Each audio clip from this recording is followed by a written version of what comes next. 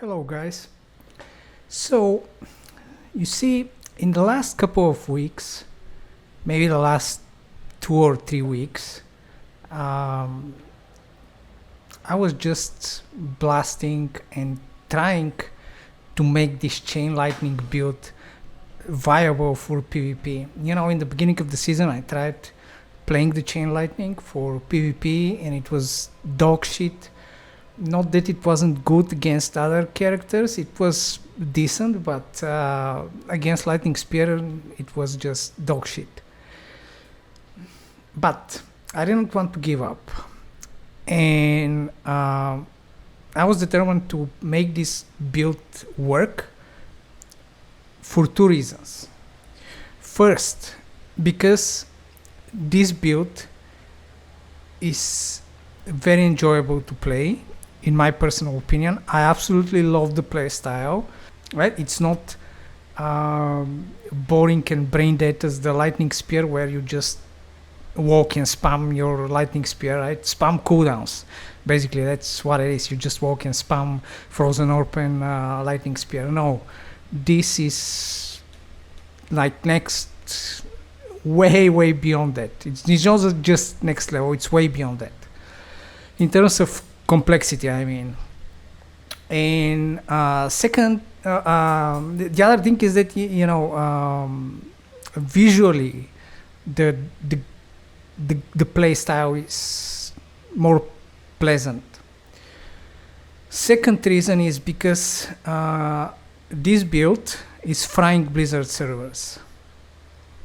So the build is amazing, awesome, enjoyable to play, and it's frying their servers.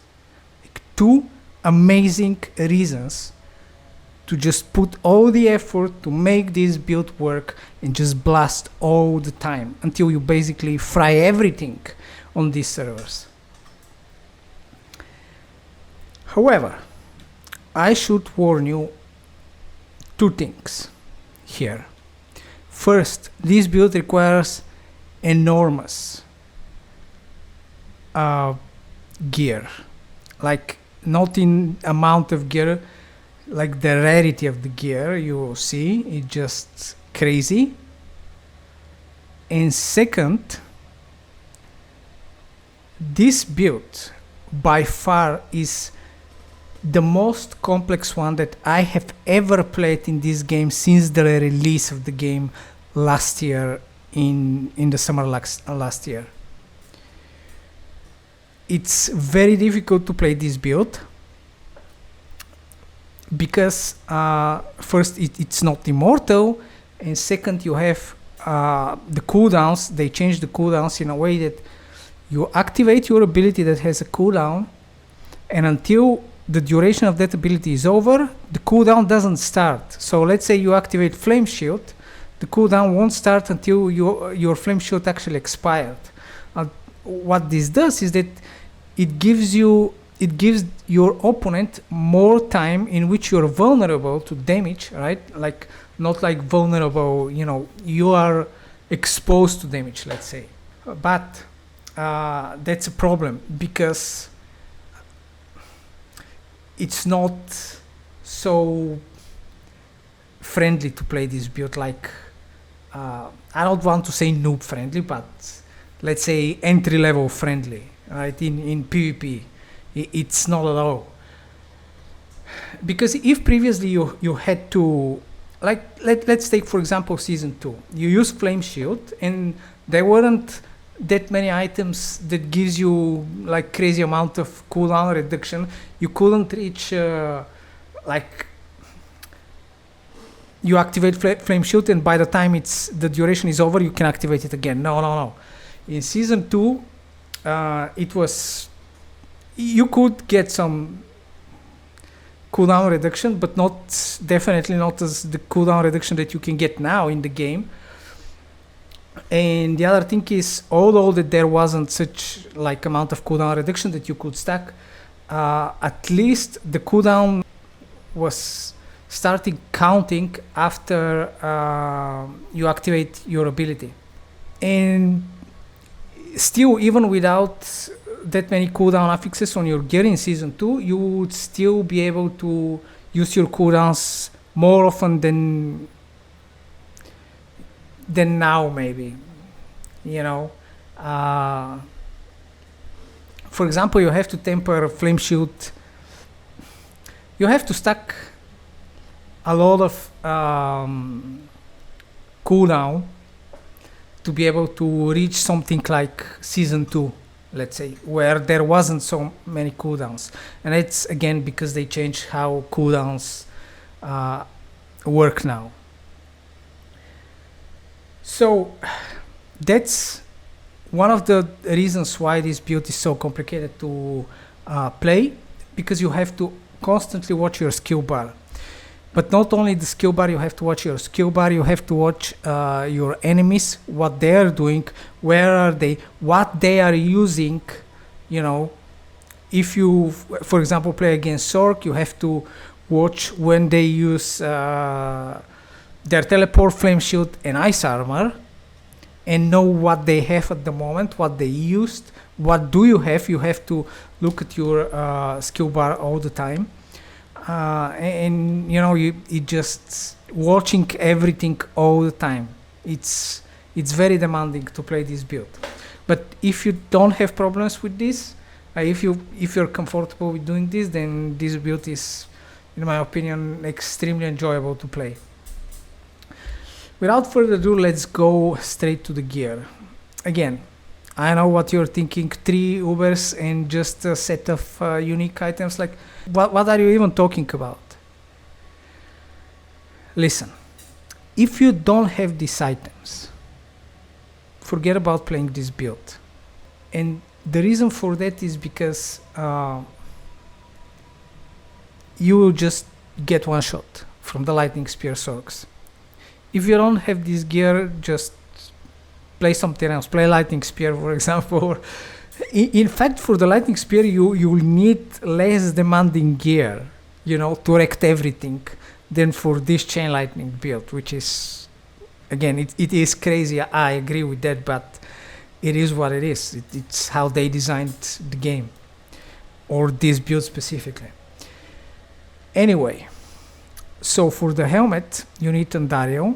And then for the one of your weapons, you need Doombringer. And I'll explain you why. Everything revolves around these gloves. This is what makes it possible to survive the one-shots from the Lightning Spear Sorcs. So if you see the unique ability of the gloves, it's if you take 40% of your maximum life in a single hit, this damage is distributed in the next 2 seconds and is further reduced by the percentage of the damage reduction that you have on your gloves. In this case, it's 28%. So what that means is that if they hit you, and you will lose more than 40% of your life if we're talking about lightning spear Sorcs here. So what will happen is that this damage will start counting as damage over time on your HP pool, and will be reduced by the percentage of the damage reduction. So you would say, yeah, but it's just 2 seconds, right? So either you get one shot or you just die after 2 seconds. Does these 2 seconds really make a difference? Yes. These 2 seconds is what made the build possible to beat Lightning Spears, actually. Why is that? Well, if you have 2 seconds in which you are guaranteed to be alive, right? Then the next logical thing is that you need some enormous source of healing, because if you can heal an enormous amount of your life in just 2 seconds, what will happen is that you will get hit by a lightning spear. The damage will start distributing in your HP pool as damage over time for 2 seconds. then you will heal, and then another lightning spear will hit you. You will have another 2 seconds. You will just constantly heal, and you will constantly be damaged for 2 seconds and 2 seconds, and it's just a never-ending cycle of being damaged for 2 seconds, and you heal in those 2 seconds, and you repeat it over and over and over again. If you play it correctly, right? If you have all your cooldowns and you know what you're doing, what you're using, when you're using it, you can do this. And for that reason, you need Andariel and Doombringer, because Andariel gives you 633 life on hit. That's with no GA, no masterwork crit on it, just, you know, the default number after complete masterwork. Then Doombringer, if you crit it 3 times on the chance to heal life, it's almost 6,000 life. This combined with Andariel is like 6,500 life per hit. Of course, this is 5% chance lucky hit, right? But if you drink Elixir of Advantage, you get increased attack speed by 15% and lucky hit chance by 15%. Andariel gives you another like 40 something to 50 depending on the masterwork attack speed. So this is what will happen. You know, every single hit can heal you for 6,500 life. And all these, you know, chain lightnings that are orbiting around you, you see they are constantly hitting. Your crackling energy, if you collect your crackling energy, the crackling energy, you see, they are also hitting all the time. These are hits that have chance to heal you as well by 6,500.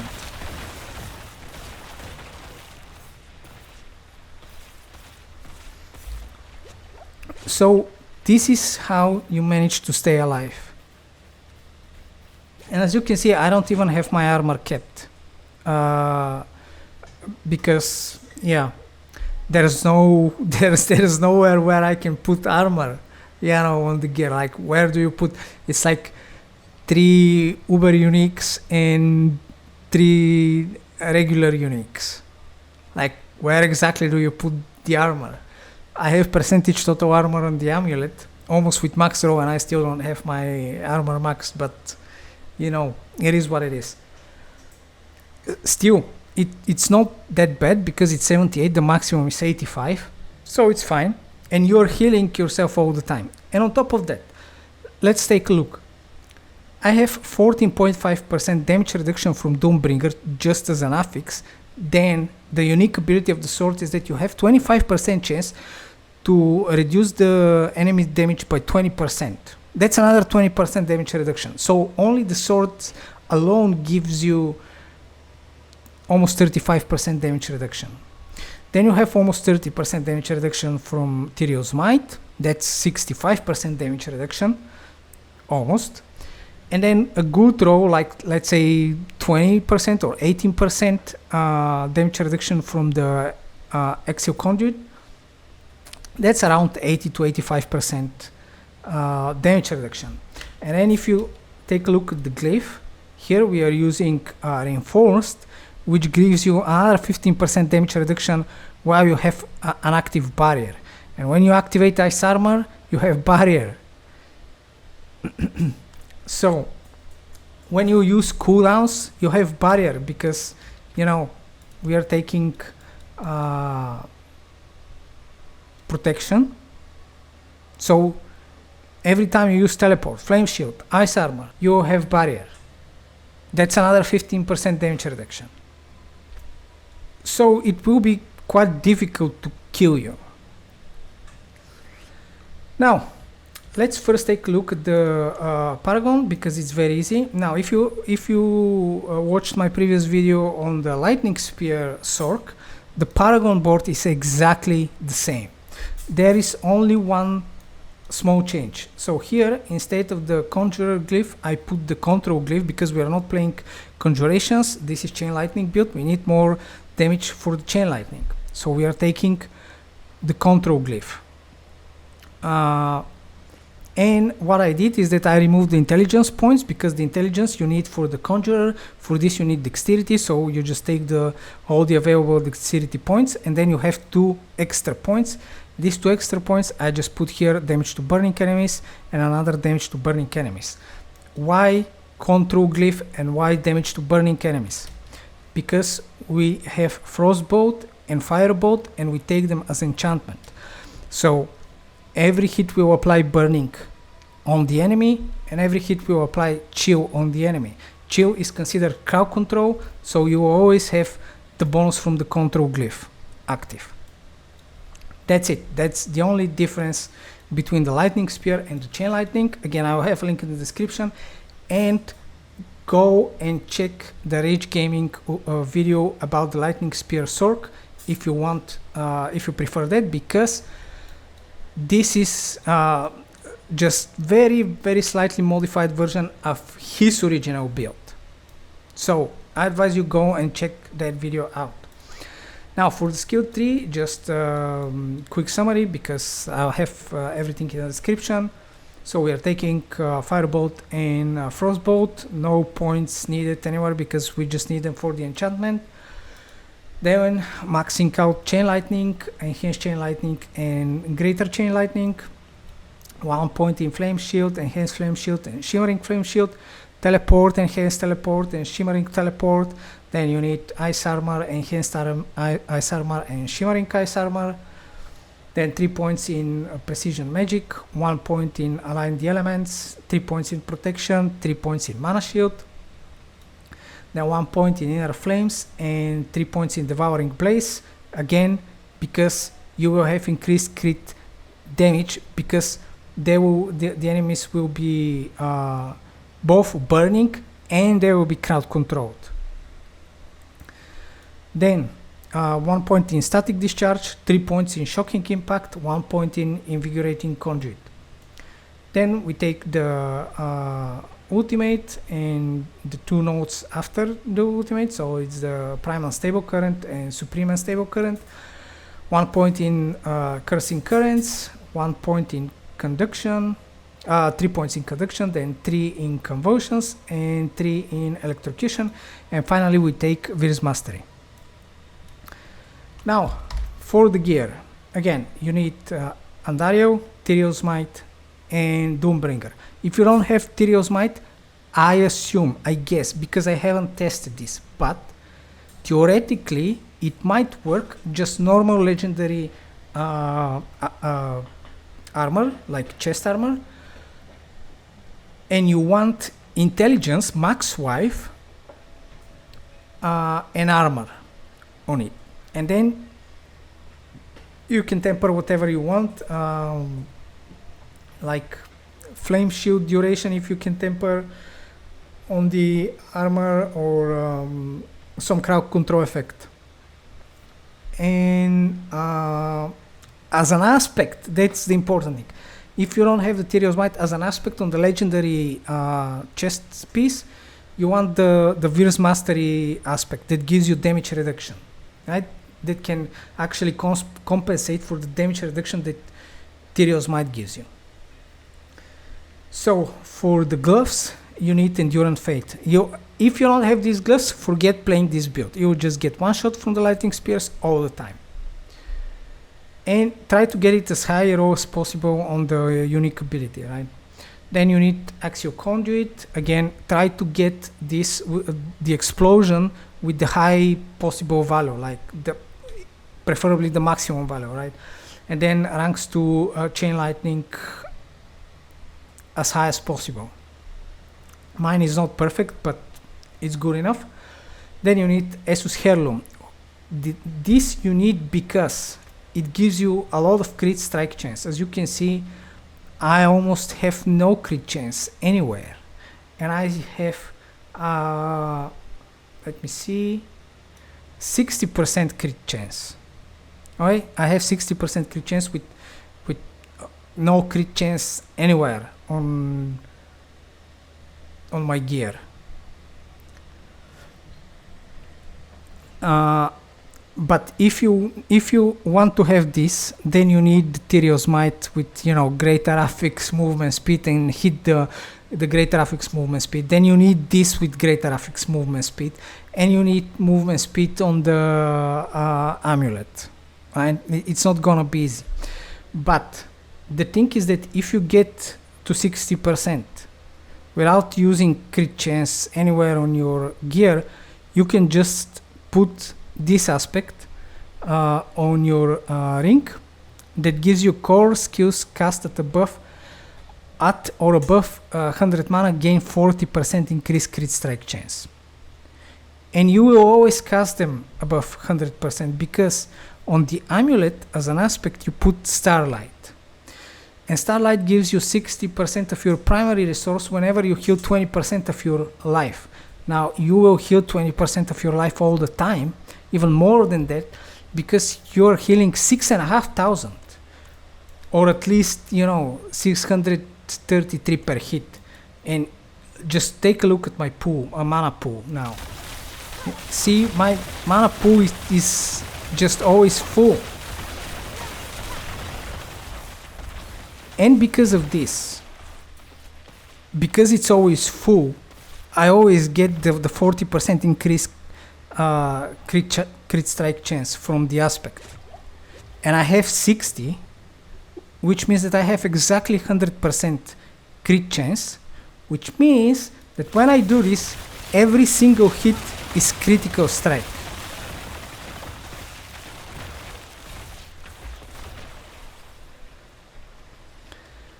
So, for the boots, this is why you need Essus Heirloom.